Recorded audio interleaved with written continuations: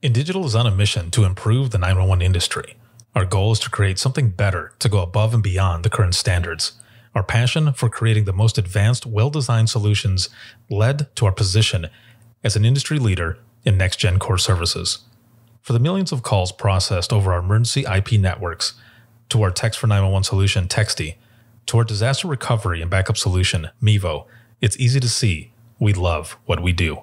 For more information, check us out at www.indigital.net. Rapid Deploy believes that every public safety agency, regardless of size, should have access to the data they need when it matters most.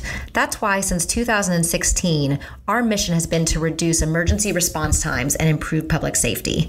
We are the industry's only integrated emergency response platform. Our web-based cloud platform includes analytics, mapping, dispatch, and mobile apps, purpose-built for 911 in the 21st century. Visit www.rapiddeploy.com to learn how we enable effective, efficient, data-driven emergency response. If Within the Trenches has ever taught you something, open your eyes to what it is like to be a 911 dispatcher, or has inspired you to become one, then help support us and join our Patreon. Get exclusive bonus content, one-of-a-kind swag, discounts on merchandise, ad-free early access to new episodes, and much more. To join, please visit patreon.com/WTT podcast. And if you're an industry partner, we have something for you as well. And now, for the show. This is Jordan, and you're listening to the Code 7 Podcast Network.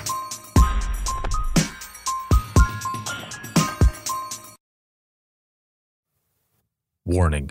This episode contains the 3 A's of podcasting: adult content, adult language, and awesomeness. You've been warned.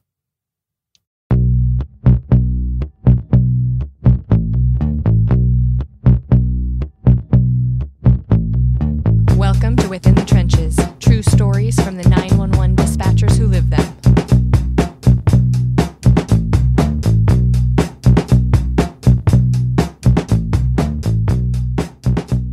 Hey, what's going on? This is Ricardo with the Code 7 Podcast Network, and this is going to be Within the Trenches, true stories from the 911 dispatchers who live them.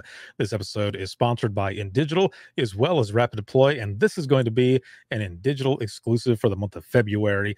And I just want to thank everyone for the patrons, everyone for supporting, listening, sharing, everything for the podcast. I wouldn't be able to do this without all of you, so thank you so much.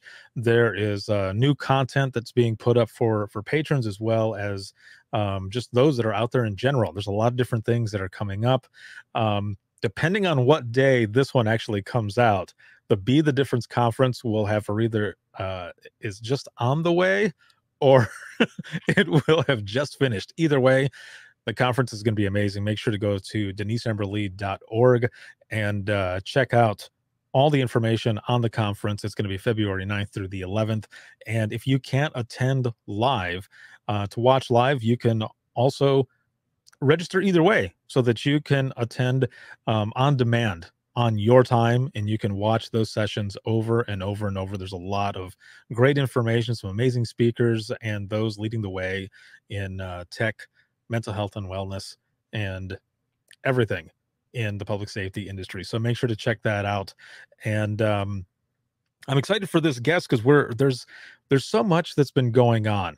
2020, craziness, right? Pandemic, people working from home, all different types of things, especially as it pertains to 911. We're in 2021. Things are still going.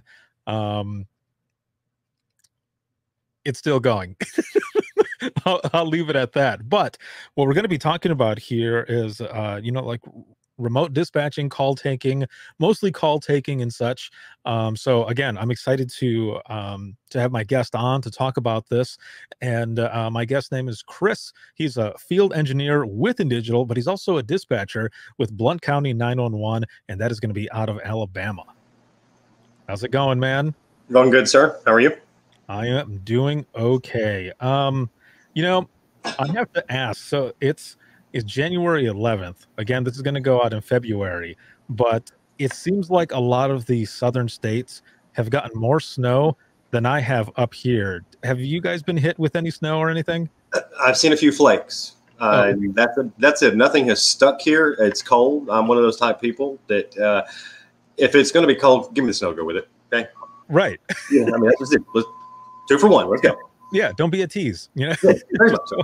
Just go ahead and send it. Yeah. I asked because I've been seeing a lot of my friends in Texas and family in Texas, and they're all making snowmen. There's snow all over the place. But here in Indiana, there is nothing. I mean, it's gloomy outside. It's cold, but nothing. No snow at all. Well, we were supposed to, have some kind of precipitation today, but I have not seen anything. It's just gloom. Man. Well, we'll see what happens, right? Yes, sir.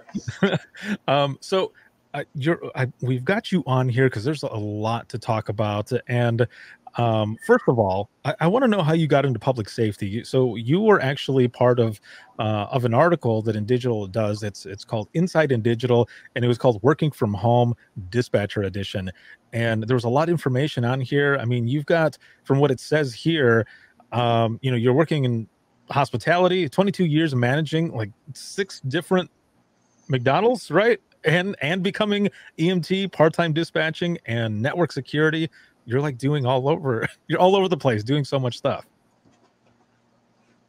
Yeah, 22. It's a lot. 22 years with McDonald's. I, all over the East Coast. It was very good to me. Rose up through the ranks, made very good money. I came back home in 2009, which is Alabama, and it wasn't the same. Mm-hmm.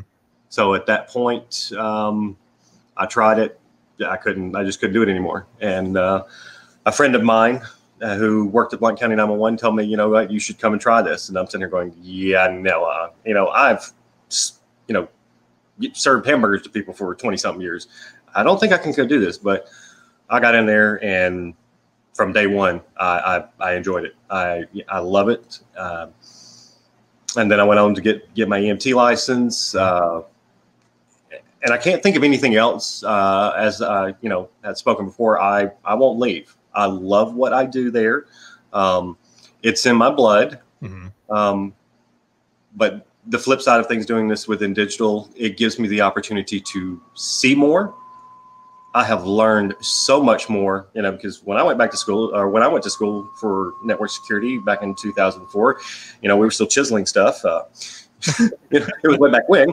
And when I got out of school, I was actually making twice as much money with McDonald's than I would have in my career field to start out. So I'm sitting here going, I'm going to stay right where I'm at. And, I dabbled along the way with computers and network and stuff like that, but I never kept anything up, and unfortunately, how things go in this field, in the IT field, it's, within 24 hours, it's outdated, for the most part. That's just the way it is.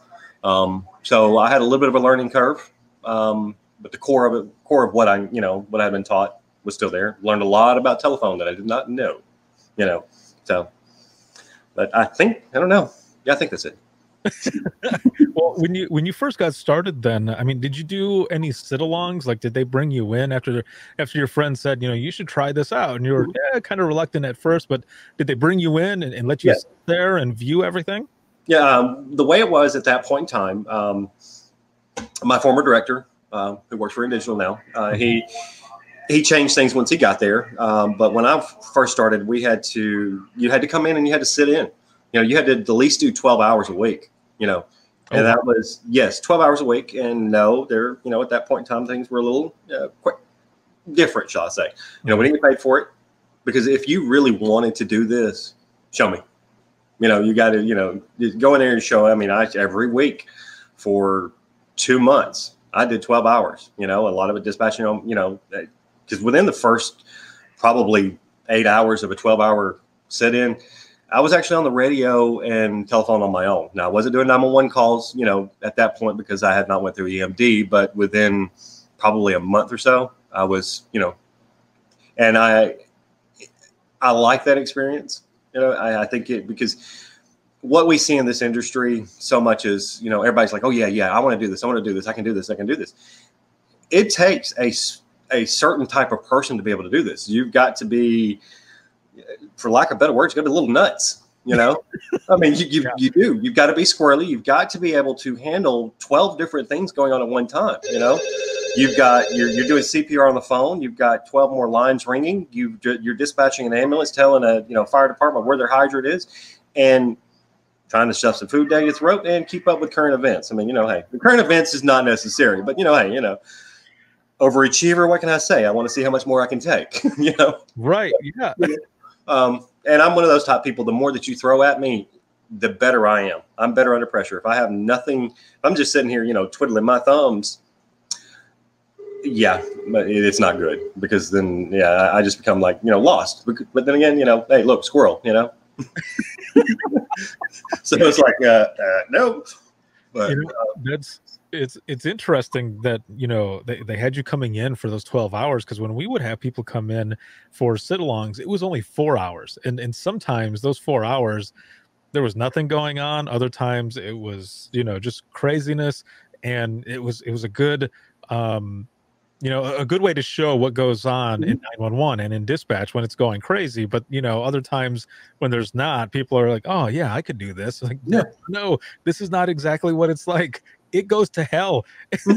Very much so. And I think that's why they did the 12 hours at that point in time, because I mean, within a 12-hour period, you're going to experience a little bit of everything, especially, we may be in Alabama, we may be a little slow on some things, but hey, when it hits the fan, it hits it. We have those moments where it's like, okay, what happened? So it's, you had the ability to experience all of it. And if you came back after day one, that's a good sign. Right. You might have a good candidate for the rest of I did it for 8 weeks and I kept coming back, and I'm like, okay, but it was, I mean, a little side note on this. I will say that after I actually was hired, got the offer for the job and stuff, after I've been sitting in and was EMD certified, I remember I took my first 911 call and I almost didn't go back. Yeah, that, because, I mean, I've been doing it, but it really hit me, because it hit me, when you have without giving too much, a 15-year-old die on you before they hit the ground, you wonder, could I have done something different?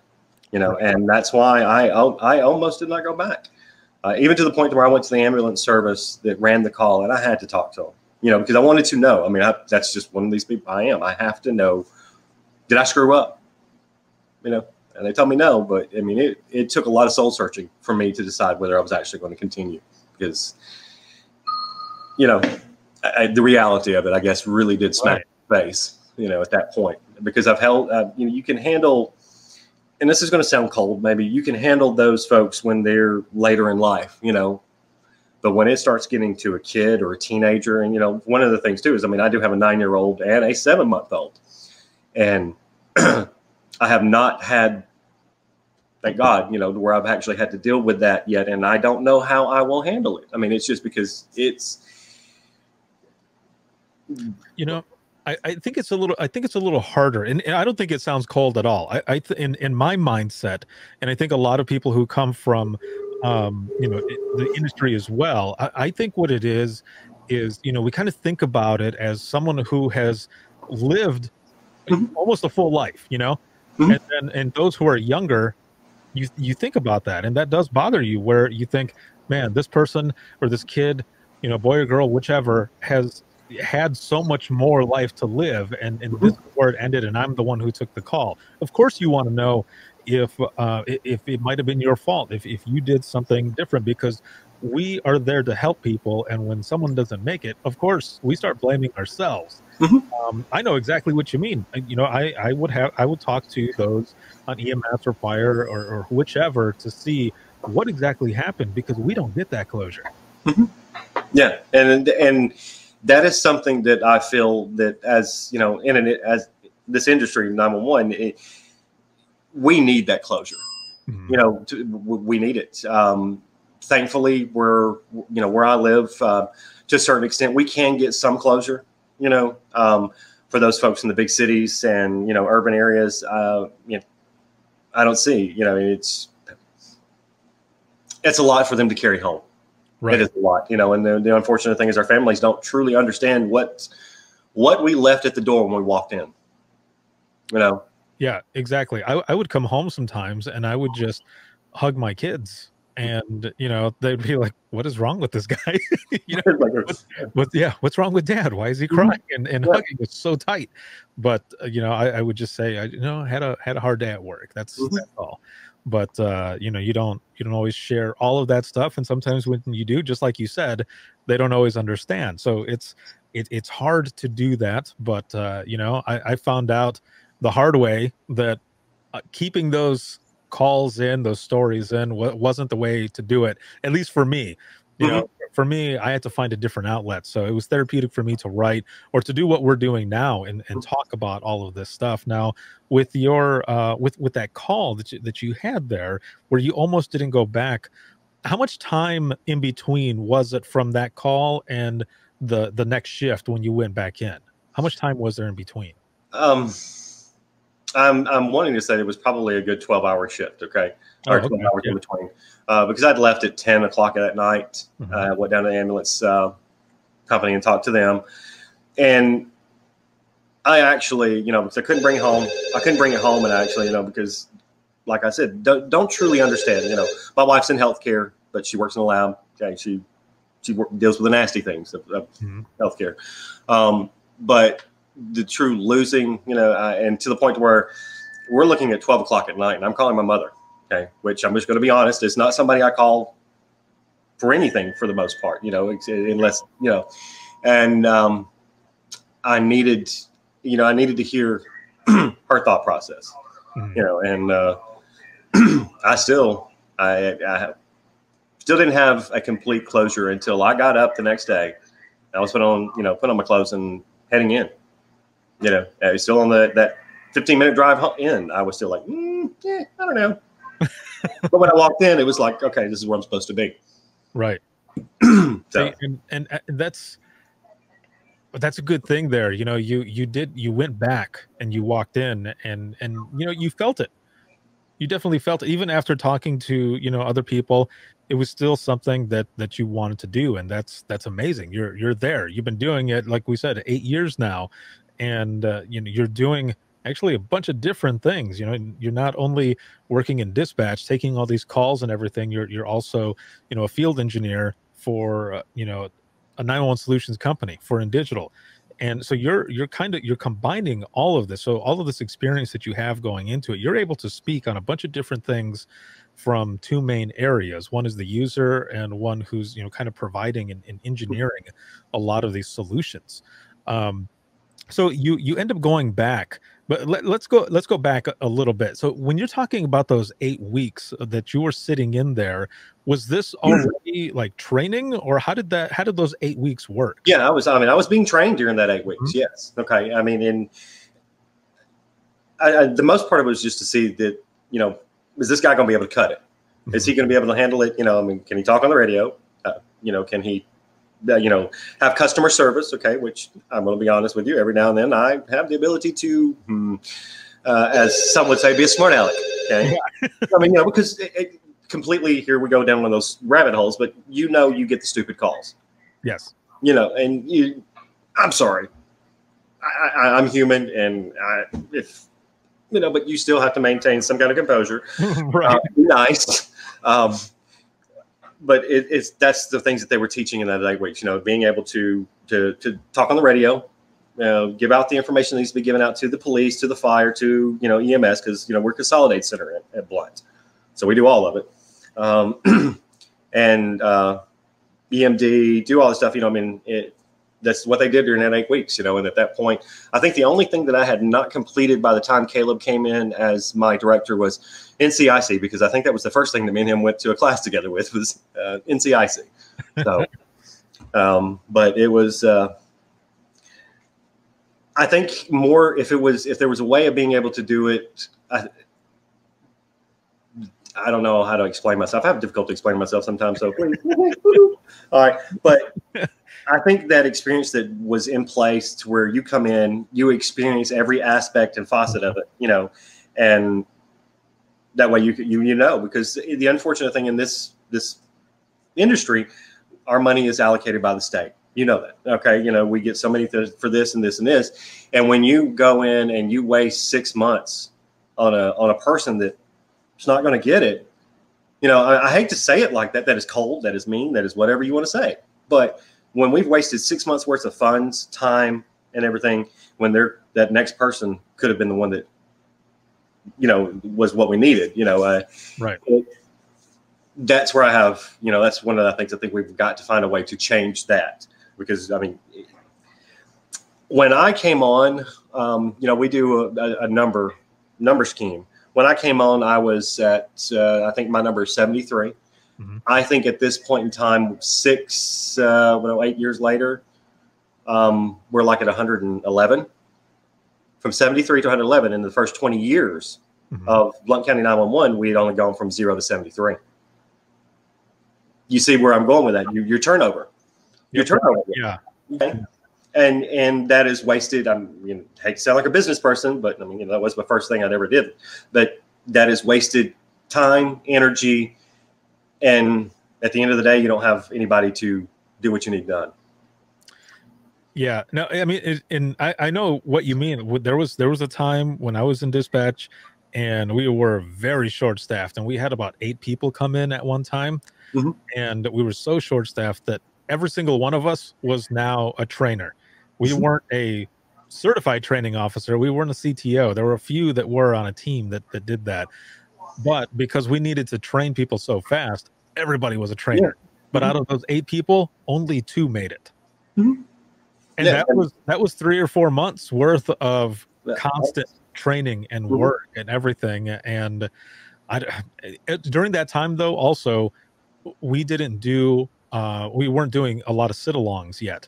And I think that had it been, and it's completely different now in my old center, and it's awesome there. They're doing very well. But I think if we had had that same thing going on back then, we probably would have had more than just those 2 get mm-hmm. through. But, you know, sometimes there's nothing you can do. No, I mean, it goes back to the one thing I've always hated, but it truly is what it is. Yeah. Right. Yeah. So you end up getting in there. And so how big is, and you know, it's funny, all the time that I talk to Caleb, I don't know that I ever asked him this, but I'll go ahead and ask you, how many people work on the floor at a time, and how big is the area? Okay. And Caleb brought, I know this is going to be another squirrel rabbit hole that we're going to go down, but when Caleb came into Blount 911, Caleb is very forward thinking. Okay. Very forward thinking. Actually, and I'm not blowing smoke up my boss's butt. Okay. But anyway, he's very forward thinking. And I'm going to be honest with you, when he first got there, I didn't like him. Okay. I'm going to be honest. I did not like him because, you know, I didn't understand what he was trying to do. Mm-hmm. You know, and truly, believe it or not, it wasn't until I got out here in the INdigital side of it that I truly understood what he was trying to do. Because it did not make a bit of sense to me at that time. Mm-hmm. You know, it does now, you know, but it would have probably been a lot more cohesive working relationship in those 5 years that he was the director if I'd have understood it a little bit more. But, you know, hey, some of us are a little slow on picking up things. Okay. It is what it is. But when he came on, we only had 3 people working on the floor at any time. We were in an old National Guard Armory building when Caleb came in. I don't even know if we broke ground yet on our new building at that point. I honestly can't remember that far back, but when he came in, you know, he brought a lot of forward thinking things. I think probably about a year we got into our new building, and we carried on with the 3, you know, as usual, but there was times when we started putting on 4, you know, so we could have that 4th person on, because it was, you know, it was a little overwhelming. Okay. You know, for 3 people to be able to be dispatching fire, EMS, and police. And considering, I think we've got 1, 2, 3, 4, I think we're like 5 or 6, you know, full-time police departments in Blount County, 20 something volunteer fire departments, 2 or 3 paid, and then, you know, the EMS service. So it's a lot. And shortly, probably about 2 or 3 years ago, we picked up Leeds. We do Leeds, Alabama now, so we do their fire and EMS. So we run with 5 or 6 people on the floor, if it is at all possible. Okay. Due to what's going on now, people dropping, from COVID, which is what's brought us to why we're here. It changed a lot. This past year's changed so much. Yeah, in so many different ways. And one of those, this is a good segue here. How has rather technology from when you started till now, how has that changed?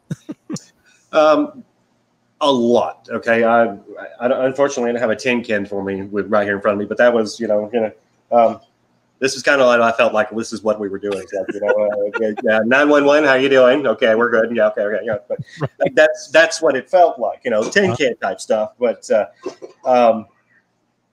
still far ahead of a lot of people. It was going to be, back. I mean, it was antiquated, but not antiquated. Does that make any sense? Mm-hmm. Okay. All right. Just making sure. But where we are now is leaps and bounds where we were. I mean, for me to be able to sit here in my basement and answer 911 calls, when 8 years ago you'd tell me that, I'd be like, huh? What are you smoking? Because evidently it's not the same stuff I was. As you can tell, I have a little bit of a off the wall sense of humor. Sorry, but I think that goes with the territory too. Oh, of course. Yeah, we all do. It works. I dig it. So how does it work then? Let's go back a little bit to this past year. A lot of places started closing down around the end of February, early March, and it was just I would say chaos, but mostly in the grocery stores because everything was missing. It's like in Florida, I think maybe Alabama as well.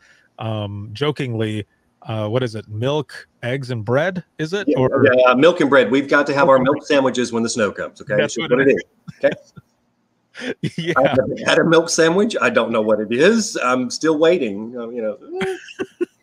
And toilet paper and all other excuse me, types of things were gone. Mm-hmm. So, you've got that, you've got people staying home. A lot of people started jumping on, the internet, which was big already, became even bigger because this is how everyone was still connecting mm-hmm. and such.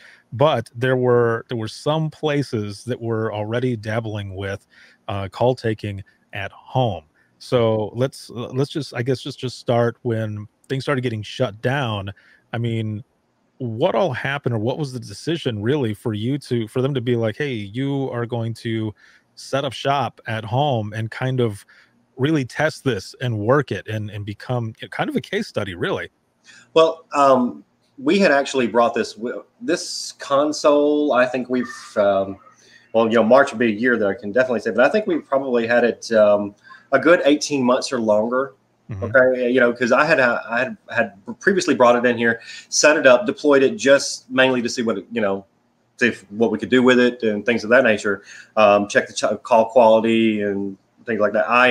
I'm fortunate that I actually have a fiber connection to my house, mm-hmm. So that helps a lot. Even though this does have a 4G backup,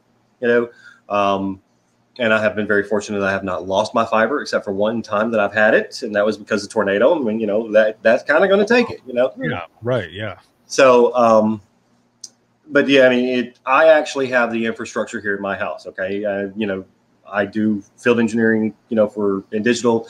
My house is, a geek's playground. Okay, shall I say? I will do stuff in my, let me tell you, it irritates my wife because, like, okay, at one point when I pushed that button, this light came on. Now I got the toilet talking to me. What is going on, hon? That's the type of person I am. I'll take stuff and just see what I can do with it. But I have this setup here. I have backup battery.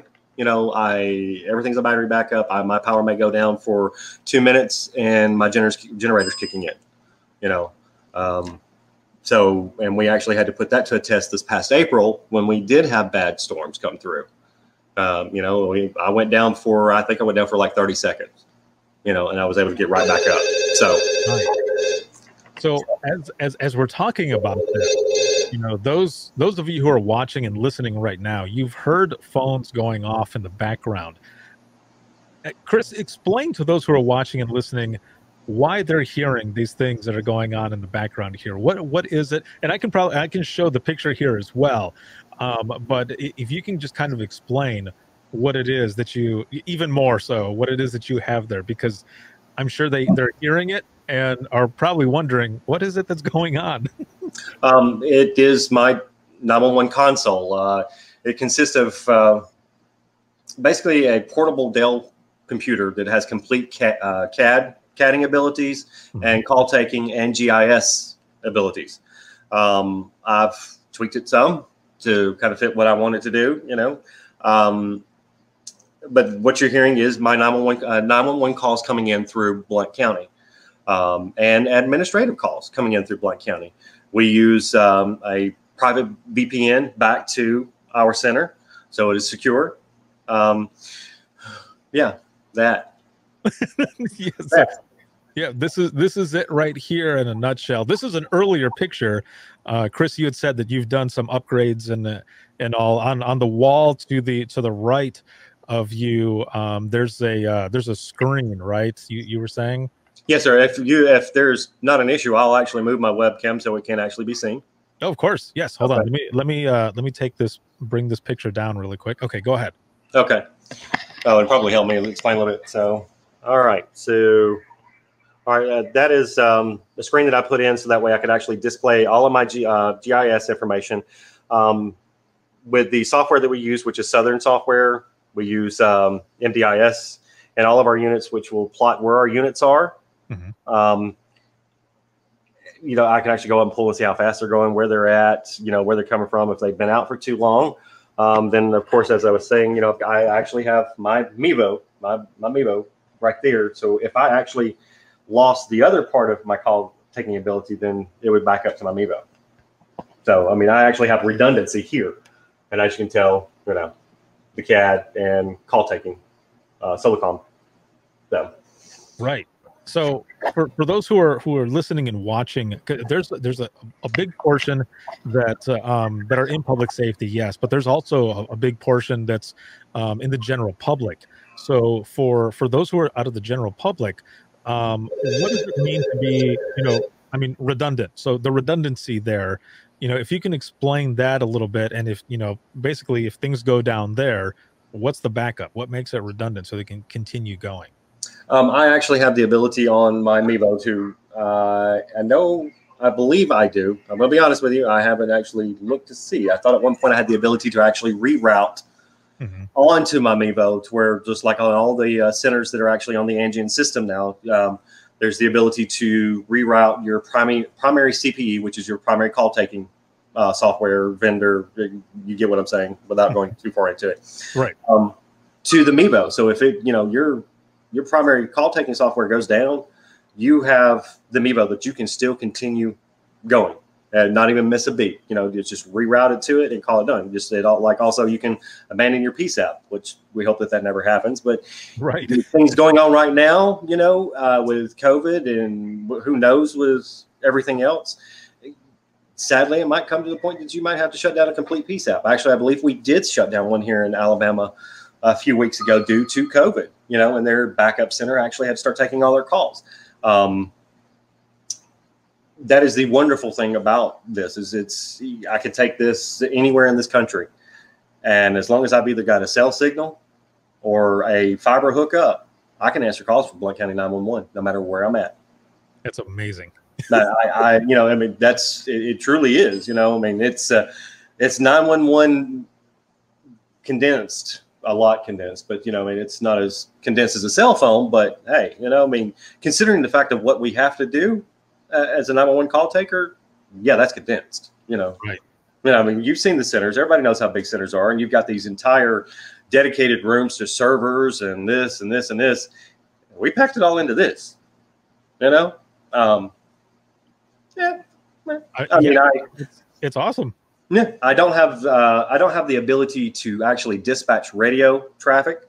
I'm working on that because due to our, you know, unique PL tones and blah, blah, blah, and all that lovely stuff. But I do have the ability to listen to what's going on with, through the radio and stuff like that. So I kind of have an idea of what's going on at the same time, even though I can see everything on the screen. I have the ability to talk through messaging on our CAD software through to anyone up there at the actual center. I can actually talk to the ambulances that way if I need to. I could talk to the police, all of it through the MDIS side of the software. I can call and talk to the dispatchers by just pressing whatever position there is, that their position is, and talk to them up there at the place. So it's like, it's cool. Like being there, but not there. There are some limitations to this, because we all know the legalities of NCIC. Right. I don't have that ability, and the radio, but I mean, it's, complete. How often do you work from home then? I was actually working quite a bit from home. Mm-hmm. And it just, as I think maybe in the article, I mean, if I'm upstairs and I hear this phone ringing off the hook, I'm coming down. I'm sorry. I mean, if it just starts ringing and it don't stop, I'm coming down to get on it. That's why it's here. It's for me to jump in and help if it's needed. Okay. But when there were several cases of COVID in our center, I'm sorry, I'm not going up there. Not when I have a brand new newborn. Right. Yeah. Not doing it. Sorry. So I did a lot of it here. And if I get a call or a text message from somebody that's up there said, Chris, I need you on, I'll get on. For the most part, this thing is logged in 24 hours a day, 7 days a week, unless I'm out of town with INdigital, which, for the most part, Monday or actually Tuesday through Thursdays is when I'm actually out there with INdigital, somewhere in the state doing something. It's not logged in at that point, just because there's no point in being logged in, but if I am here and I'm on my property, it's logged in. So this has been, just, I guess, a big advantage, I guess, in a sense, especially with COVID and everything that's been going on, to be able to do this and really put it to work, to test it. And, maybe other people can follow suit and be able to do, something like this as well. Well, as I have said to people that I've talked to about this, okay, I am not a salesperson. I mean, once upon a time in a former life, maybe, but I am not a salesperson. But I do try to share this with every center that I go into. We get to talking about some things, and that's a whole nother rabbit hole either, too. But but it is, for any center, in my opinion, it's invaluable. I mean, because we do not know in the current state of this country, and I hate to say it that way, but the way this country is, we do not know when this is going to be needed. You do not know when you're going to need a backup plan. I mean, unfortunately, you need a backup of a backup these days. That's where we are. True. I know that there's a lot of us that never thought that would happen, but it's where we are. Got to have a backup of your backup. I strongly suggest that every center take a look at something like this. Ours is a little unique because ours has the complete CADing and MDIS mapping of features and stuff like that. I'm sure that somebody could build that, get that built for, specific dispatches. But I do know that we have the Mevo Anywhere kit, which basically is the Mevo phone, 4G router, and it does, the same thing here. You're just not able to do the whole CADing, the actual CAD part of it. So there's already something out there, that is very similar to this. You just, you don't have all the stuff that we have here, okay? Because this is the only one that there is like this, so. But I'm sure, if it's something that somebody wanted, I tell them, look into it, take it for a test drive to see it. I mean, I'm not trying to tell you you need to buy it, but it's invaluable as far as my center is concerned. Right. So, being at home and taking these calls and everything as well. I mean, this is going to sound weird because all the calls are kind of similar, but what kind of calls have you been receiving during this whole time during COVID? Like some of the ones that you're taking there, what types of calls are you taking? Are they just the normal ones that have been coming in general before COVID, or have there been some unique ones where also, does it make it harder at all when you're taking these calls from home? Because like you said, you're unable to dispatch. You don't have other people there. It kind of takes away from where you're listening to everyone in the room and you're working like a team. I mean, I guess with the calls that are coming in and the way you're doing it from home, how has that changed? Like, does it make it harder, or how does that work? I see where where you're going, because it is one of the things about, being in the actual dispatch center is because you do, you hear everything that's going on in that center. You know what calls this one's on, who's dispatching it.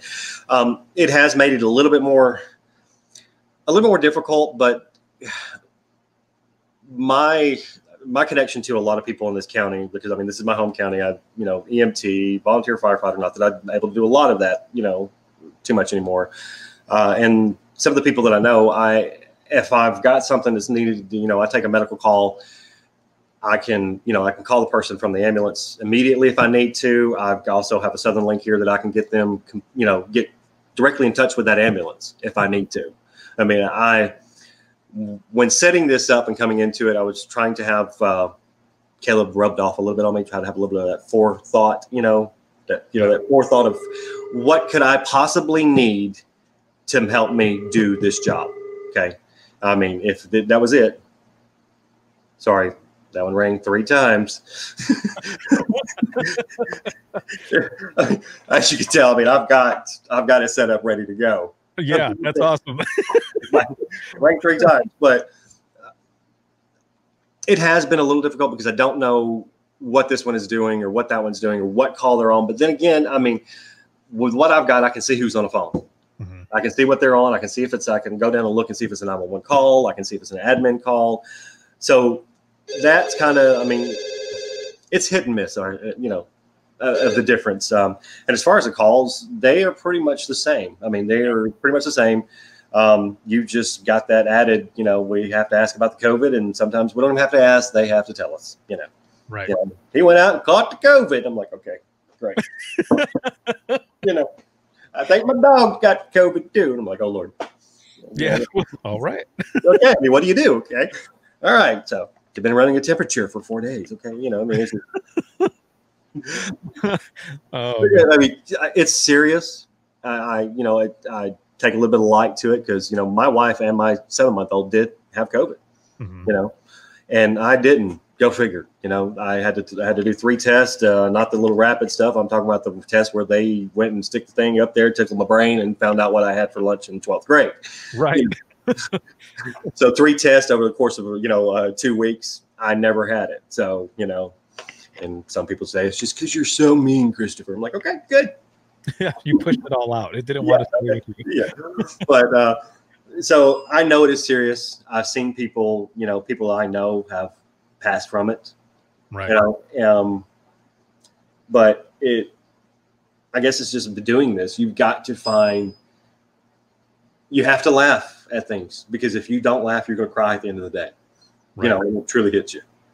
So you've got to find humor in anything. And I try to tell people, and not everybody likes it, but if you're ever given the opportunity to make light of something, to laugh, to have fun, you got to take it, because in this industry, it is far and few in between when we have those light moments, and I tell them, you can't, if somebody gives you that opportunity, you run with it. Okay. Because you may not get that opportunity again, and does that always sit well with everyone? No, but until they are in here on this side of it, doing it, they'll never understand. I think even the article I have said that, and what I've seen, not every place I have been is their dispatchers truly appreciated for what they do or what they go through. Here in Blount County, it's a little different, but I can't pull up to a red light without knowing someone. My 9-year-old would go to Walmart. It's like, do you know everybody? I said, unfortunately. Unfortunately, I do. It's like, I mean, it's what it is. It's small town Alabama, and so we have that respect to a certain extent. I mean, it doesn't mean that we don't get on each other's nerves, but we have that respect, that looking after each other. That's fire, EMS, dispatchers. I mean, that's all of us, and I don't see that everywhere else. And it's unfortunate because they do not, they're missing out on so much, because in all reality, when it comes down to it, we are one team. We may have a gold line, we may have a blue line, a green line, or, white line, red line, but we're one team, because it takes all of us to make it happen. Exactly. And, and that includes the people on the other side of it that, when I'm wearing my INdigital shirt, Without that, I mean, it's competition's good and blah, blah, blah, and all that stuff. But I think cohesiveness, I mean, everybody needs to work because we're all trying to achieve the same thing. Exactly. Yeah. Same goal all over. And I'm sorry, I didn't actually mean to make that a narrative of the country. I'm sorry. I just thought of that. No, that was good. Kind of sticking to this topic here, on dispatching and such, how do you think this has changed you?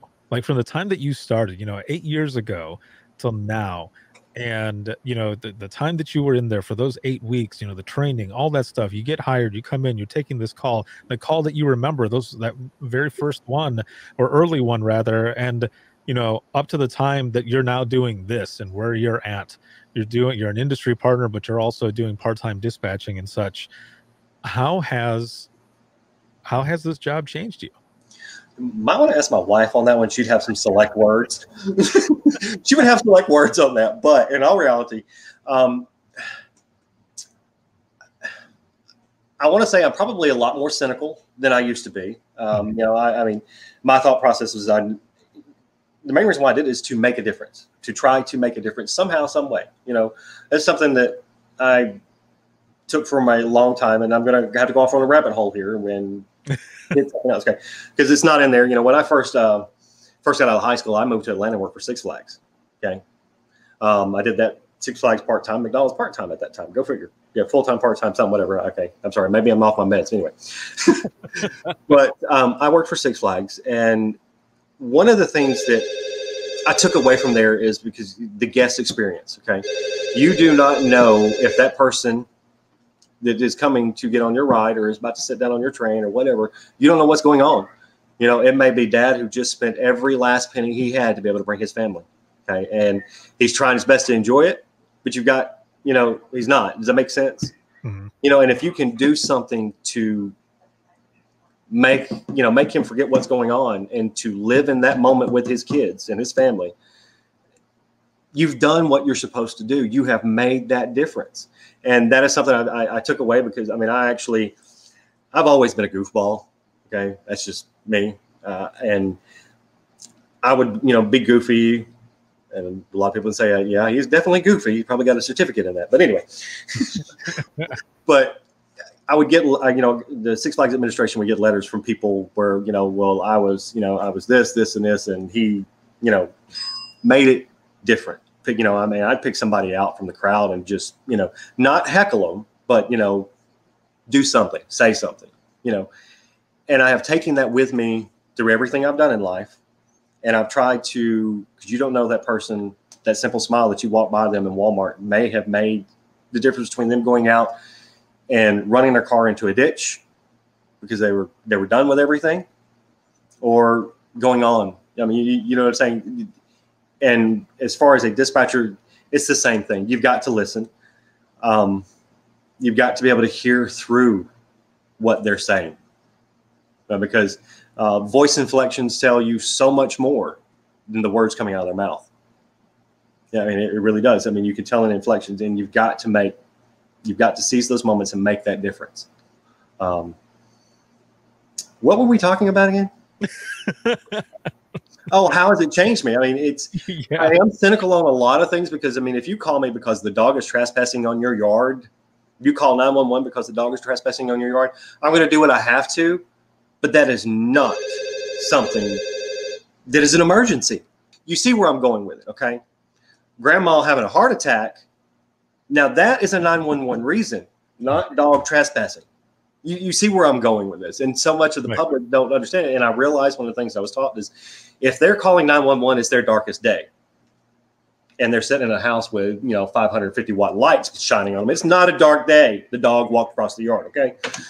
You see where I'm going with this. Yeah. So I think I feel things a little bit more deeper than I used to, but a lot of that has to do with my two kids. I mean, those were the two teachers. Those two kids, one's only been here 7 months, but he's taught me so much more about myself than I ever thought, and my oldest, I mean, that's those two are, my anchors. Okay. It keeps me grounded. My wife, she keeps me grounded. and annoyed at the same time, but that's what she's supposed to do. I think somewhere in the contract of marriage, it says you got to keep him grounded and you need to annoy him. So, yeah, there are days I'd be lost without her, and then there's days I wish I could get lost. But, hey, and I'm sure she has the same feeling, but it is what it is. Yeah. I feel deeper. I do that. I take things a little closer to heart. My wife says I am very emotionless. Okay. But, I've had that 89-year-old man that woke up and his mom or his wife she's gone, and you hear the agony on the other side of the phone. And there's nothing you can do except tell him what to do. Try to get through, the haze that's going through him. And that's, and unfortunately you do have to be a little forceful because they're lost. You've got to find a way to get through them. Okay, this is what we got to do if we're going to make anything, and then the sad part about it is in the back of your mind, you already know, and so it's a fight. It's truly a fight. So. Yeah, it's definitely a hard thing, man, when you're taking that call and you hear certain things and mm-hmm. The way it's going to go. Mm-hmm. And there's nothing else you can do but be there for that person. And, it's also one of the reasons why I got my EMT license, because I wanted to be out there, and not just be on one end of it, but be on the other end of it too. And that's something also I will not let go. Because if I can, and if there's a call for me to get back on an ambulance, then I will. I'm gonna be honest with you. There are days I miss it. I really do. I'll be standing somewhere, I'll be out somewhere, and I hear the sirens and I see them go by, and I'm like, oh, you miss it. You really do. I haven't walked away from 911 completely because I still have it here.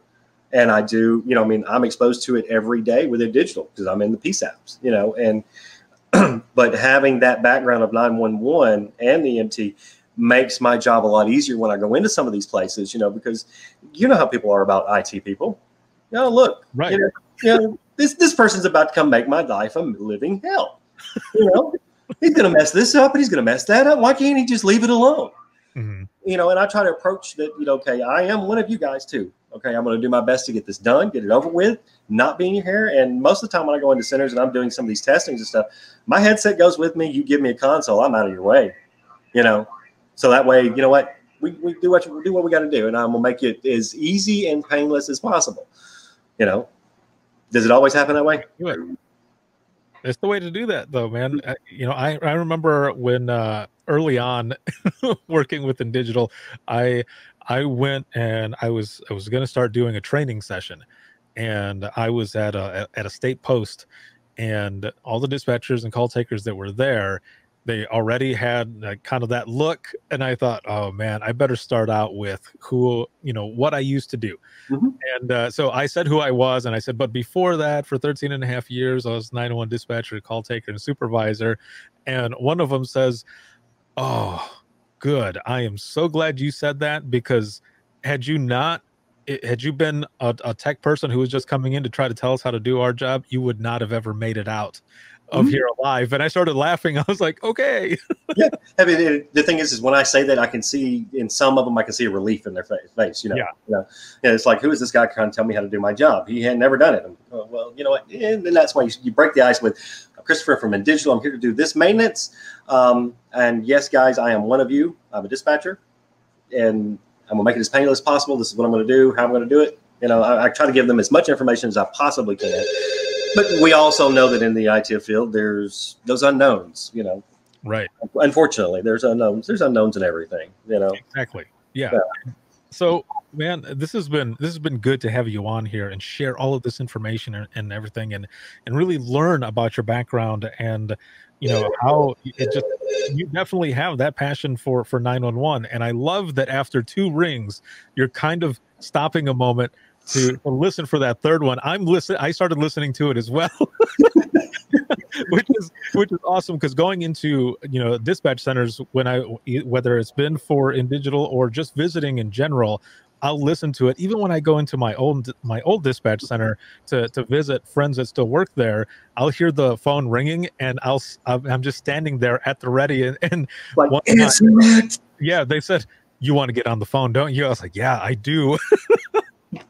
Oh, this is funny, man. This has been awesome. Going into the wrap up of this episode, I've got, so my final question here is for any center who's looking at doing something like what you all have done at Blount County, and what you have set up there. What are some things that they should do to prepare, or to just to I guess do further research into doing something like this, where people are call taking from home?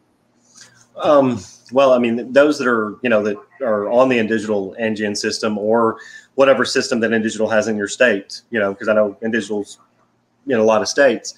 I know for Alabama, Caleb is the person to go to as far as being able to, explain to you what we can, what we can't do. And if you tell him what you want, I'm sure Caleb will find a way to make that happen.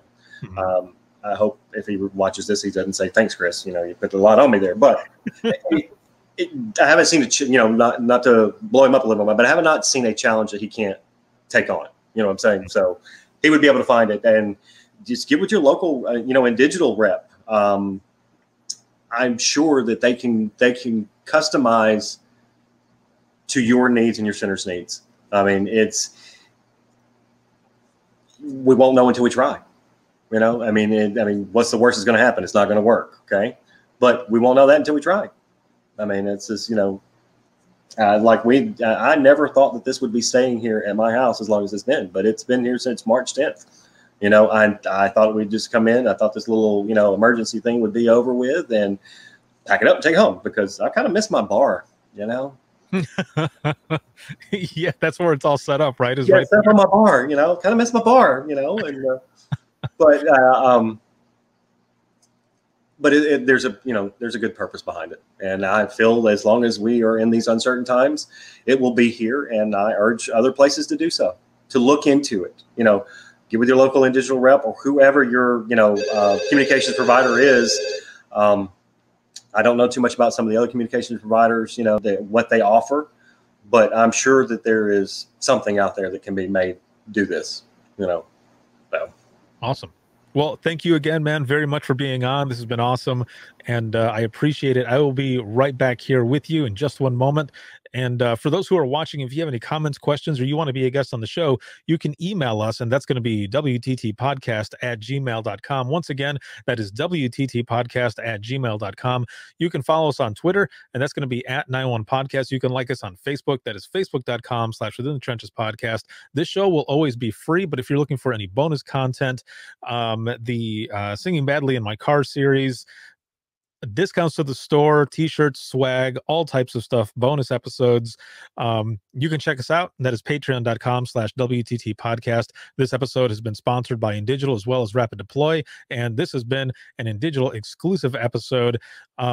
You can watch this on Facebook, YouTube, as well as LinkedIn, and you can listen to it on Apple Podcasts, iHeartRadio, Spotify, your favorite podcasting app, and withinthetrenches.net. Have a good one, everyone.